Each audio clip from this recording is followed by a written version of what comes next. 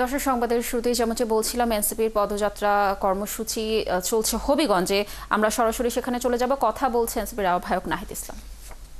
আমাদের এই যুদ্ধ মুজিববাদ এবং ফ্যাসিবাদী বন্দোবস্তের বিরুদ্ধে যে লড়াই আমরা জুলাই আগস্টে শুরু করেছিলাম, আমরা নতুন বাংলাদেশ চেয়েছিলাম, সেই লড়াই এখনো শেষ হয়নি, কারণ আমরা আমাদের আকাঙ্ক্ষিত নতুন বাংলাদেশ পাইনি।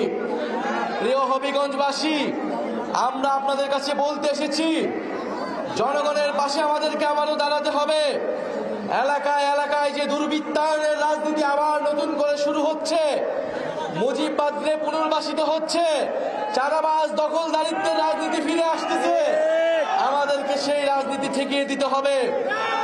আমরা মনে করি ফ্যাসিবাদ বিরোধী লড়াইয়ে যেই একতা, যেই সংহতি বাংলাদেশে তৈরি হয়েছে রাজনৈতিক দল এবং জনগণের মধ্যে, দেশের পক্ষে জনগণের পক্ষে সেই সংহতি ঐক্য আমাদেরকে ধরে রাখতে হবে।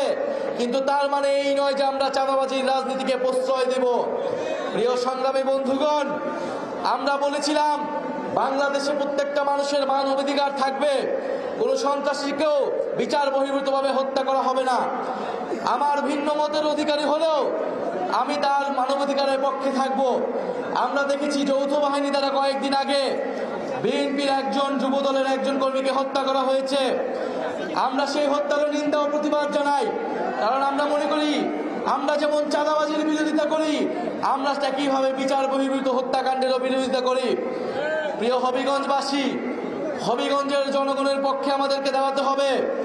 হবিগঞ্জের স্বাস্থ্যর সমস্যার কথা আমরা জানি, আপনাদেরকে কিছু হলে ঢাকাতে যেতে হয় অথবা সিলেটে যেতে হয়। হবিগঞ্জের দূর দূরান্ত থেকে, গ্রাম থেকে মানুষ স্বাস্থ্য সেবাটা পায় না, হবিগঞ্জের তরুণরা কর্মসংস্থান পায় না। আমরা এই নতুন বাংলাদেশ করতে চাই, যেখানে স্বাস্থ্য ব্যবস্থার সকল সিন্ডিকেট ভেঙে দেওয়া হবে, যেখানে স্বাস্থ্য ব্যবস্থাপনা তৈরি করা হবে, যেখানে তরুণদের কর্মসংস্থান নিশ্চিত করা হবে, যেখানে বাংলাদেশের অর্থনীতি থেকে লুটেরা দুর্নীতিবাজদেরকে বিচারের আওতায় আনা হবে। প্রিয় সংগ্রামী হবিগঞ্জবাসী, আমাদের এই লড়াইটা কেবল বাংলাদেশ নয়, এই লড়াইটা পুরো দক্ষিণ এশিয়া ব্যাপী। আমরা দেখছি বাংলাদেশের সীমান্তে হত্যা হচ্ছে, বাংলাদেশের সীমান্তে ভারতের মুসলিমদেরকে বাংলাদেশি বলে পুশিং করা হচ্ছে।